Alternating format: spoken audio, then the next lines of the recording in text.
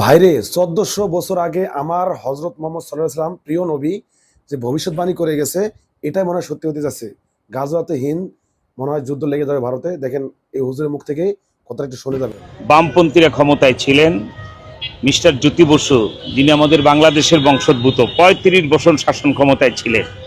তখনও হিন্দু মুসলিম সকল ধর্ম, যেটা সেকুলার যা বলে সেটা ঠিক ছিল। এরপরে প্রায় ১৫ বছর মমতা ব্যানার্জি, ওনার অনেকটা শাসন শেখ হাসিনার মতো কর্তৃত্ববাদী হলেও কিন্তু ওই সেকুলার বিষয়টা খুব নজর রাখতেন। হিন্দু মুসলমানদের মধ্যে একটা শান্তি ছিল, সেই জন্য সারা ভারতে গরু জবাই নিষিদ্ধ হলেও পশ্চিমবঙ্গে কিন্তু গরু জবাই বৈধ ছিল এবং কুরবানিতে গরু জবাই হতো।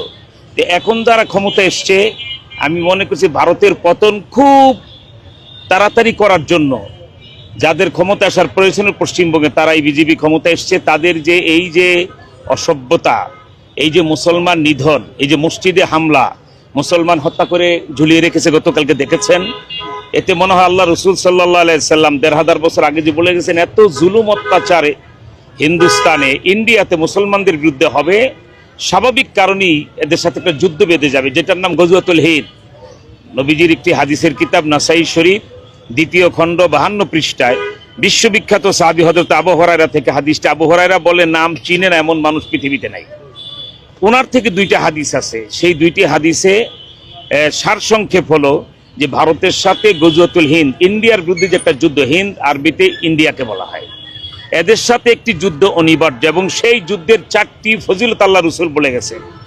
১ নাম্বার বলেছেন, ভারতের সাথে সেই যুদ্ধ যখন বেঁধে যাবে, যে সকল মুসলমানরা শুধুমাত্র আল্লাহকে সন্তুষ্ট করার জন্য, ইসলাম টিকায় রাখার জন্য ওই যুদ্ধে শরীক হবে, তারা বিনা হিসাবে সবাই